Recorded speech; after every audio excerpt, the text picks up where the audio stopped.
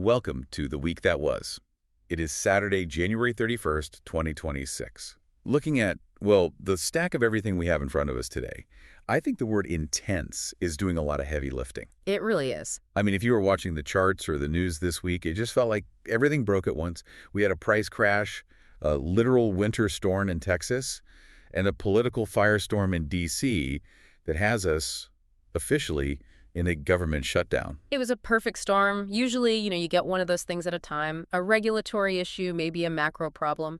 This week, they just all collided. And the headline number, of course, is Bitcoin plummeting down to, what, an intraday low of around $81,000. Yeah, and wiping out about $1.8 billion in leverage. But if you just look at the red candles on the chart, you're going to miss the actual mechanism of what happened here. And that's our mission today, to look past the panic, because this, looking at the data, it doesn't feel like a standard correction. It feels mechanical. It is mechanical. It's what I'd call a liquidity trap.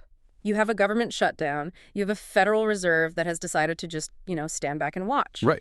And a massive shift in how the plumbing of this market actually works, all hitting at the exact same time. Okay, so let's start with the crash itself. Bitcoin was sitting in that $88,000 to $90,000 fortress for weeks. It felt stable, almost boring. It did. Then, in the early Asian trading sessions, the floor just disappeared. We saw a wick down to 81,179.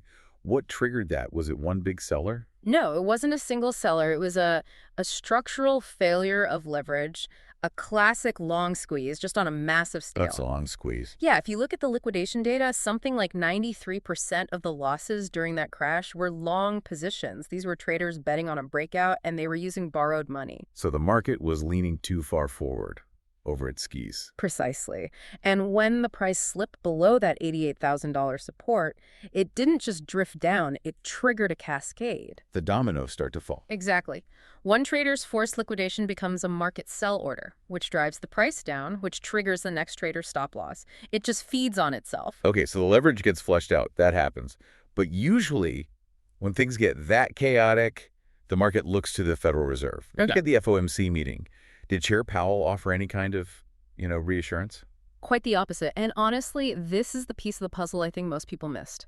The Fed held rates steady, 3.5 to 3.75%, which everyone expected. Right. But the real news was Powell's new stance. He effectively announced a shutdown neutrality doctrine. Shutdown neutrality. That sounds remarkably bureaucratic for, we're not going to help you. That's exactly what it is. I mean, historically, markets rely on the Fed put, the idea that if things get messy, the Fed will step in with liquidity. To smooth things over.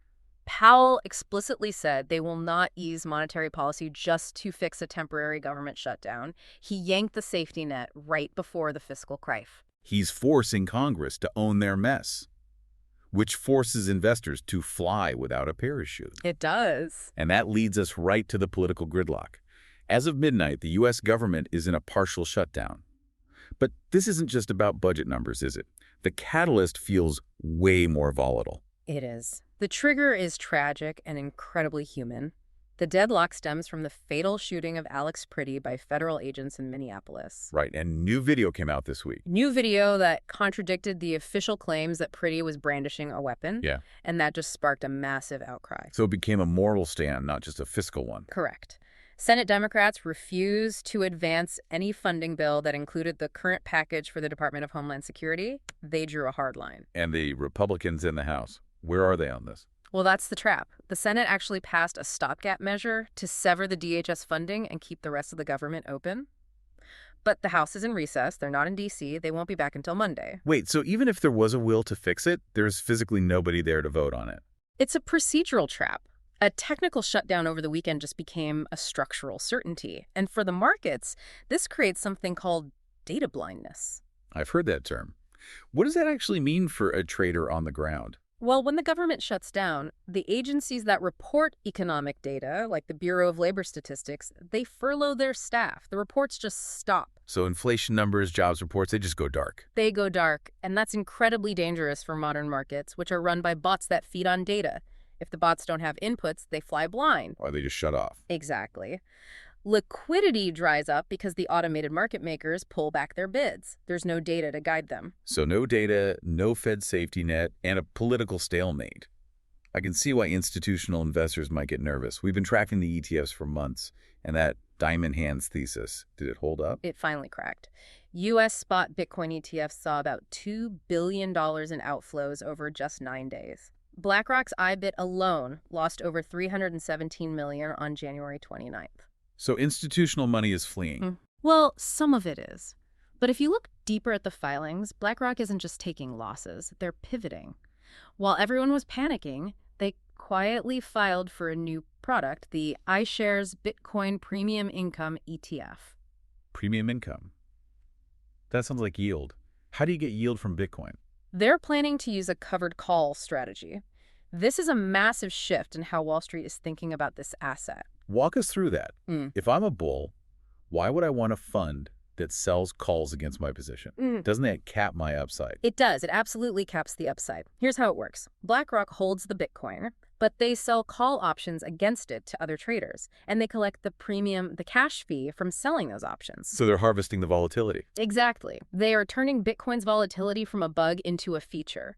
If the market goes sideways or down, that ETF still generates cash flow. It's not for the moonshot crowd. It's for pension funds that need predictable quarterly checks. It's a completely different demographic. It is. It's a sign of maturity. They're building an income product, not just a speculative bet. Speaking of corporate strategies, we have to talk about the companies holding Bitcoin. It feels like there's a big divergence between the U.S. and Japan right now. A huge one. On one side, you have Strategy Inc., what used to be MicroStrategy. They just stuck to their playbook. They bought the dip. Even with the price dropping like a rock? Yep. Acquired another 2,932 Bitcoin using their equity arbitrage. Now, technically, that specific purchase is underwater right now since they bought near 90,000. That's a bold move. It is, but their thesis has always been about accumulation. Now, contrast that with Metaplanet in Japan. They're facing the harsh reality of accounting rules. They had to report a massive impairment loss, $680 million. Ouch. That looks terrible in an earnings report. It's brutal optics, but, and this is the fascinating part, they still approved a dividend payout to shareholders. So they post a huge loss on paper, but are still paying out cash.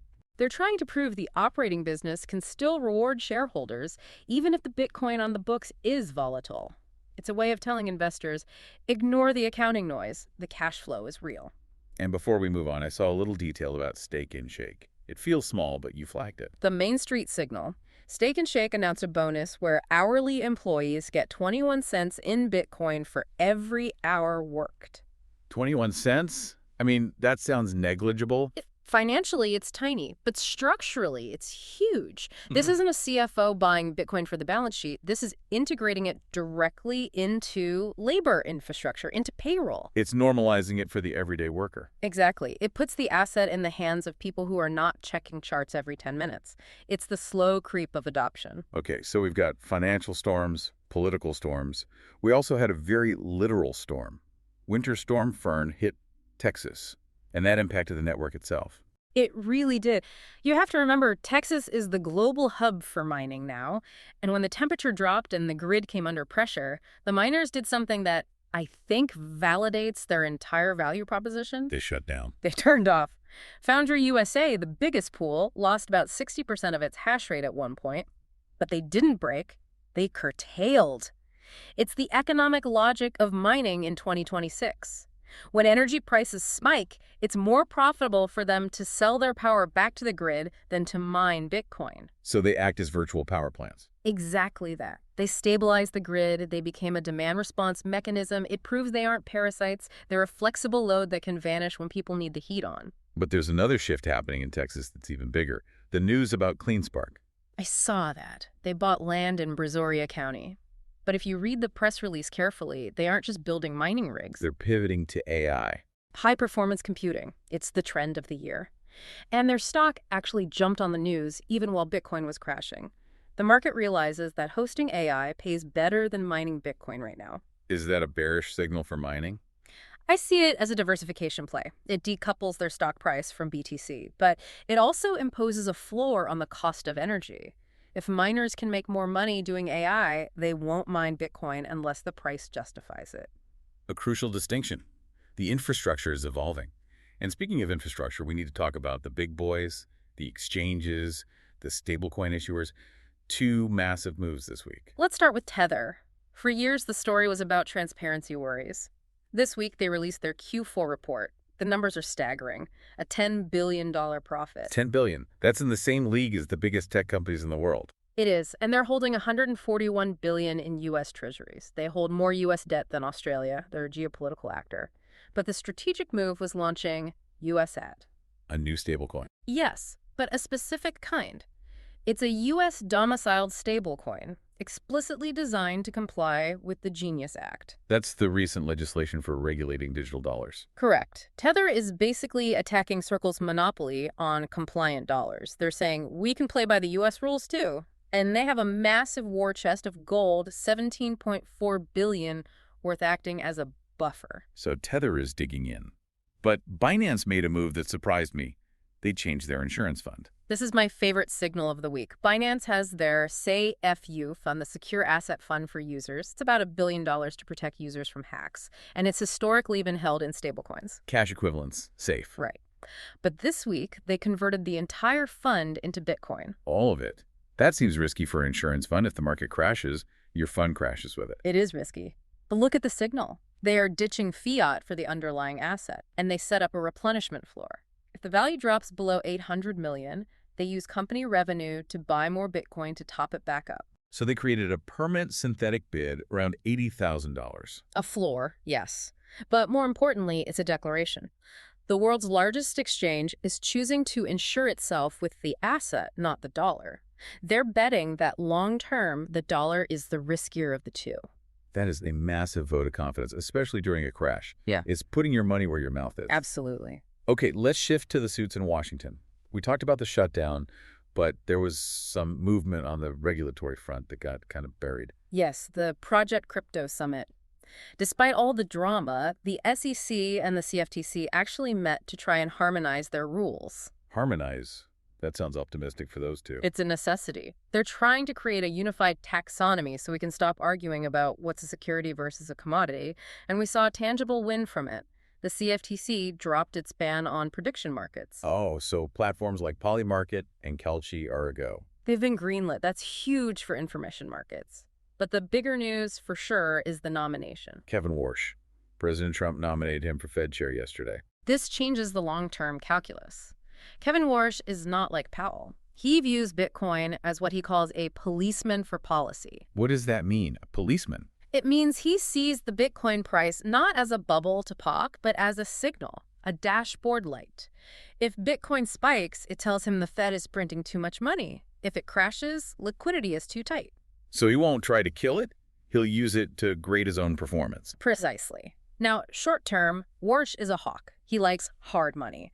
That could mean higher rates, which might be tough for crypto initially, but long term, it legitimizes the asset class as part of the financial architecture. So let's synthesize this. We have a short-term liquidity trap from politics and leverage, a medium-term infrastructure shift with miners and BlackRock, and a long-term potential validation from a new Fed chair. It's a lot. It is. But if you zoom out, the pattern I see is defensive accumulation. The speculative froth, that $1.8 billion in leverage, is gone. It's painful, but it's healthy. It resets the board. And the players left standing, Tether, Binance, BlackRock, they aren't leaving. No, they're digging their moats deeper. Looking at the immediate future, though, the risk isn't gone. Not at all. The House doesn't come back until Monday or Tuesday. Until they vote and the government reopens, that liquidity drain continues. The market is still fragile. So keep an eye on DC and keep an eye on that $81,000 level. And keep an eye on the miners. Which brings us to our final thought. We always like to leave you with one data point to chew on. What sticks out to you from this week? Here's the math I can't get out of my head. We know the cost of production for miners, the electricity, the hardware, everything to mine one Bitcoin is currently estimated to be around $94,000. And the price is sitting around $81,000. Right. So every time a miner creates a block right now, they are technically doing it at a loss or at a very deep discount. The market price is significantly below the factory cost. Well, it does not seem sustainable. That's the point. In any other commodities market, when the price falls below the cost of production, supply eventually shuts off. Miners curtail or they go bust. And when supply shuts off, what happens to the price? Supply shock. Prices have to rise to meet the cost. Exactly. We are living in a moment where the asset is on sale below its production costs. So the question for the week ahead is, how long can that contradiction last before something has to snap back? Something to think about while we wait for Congress to turn the lights back on. That's it for this edition of The Week That Was. Thanks for listening.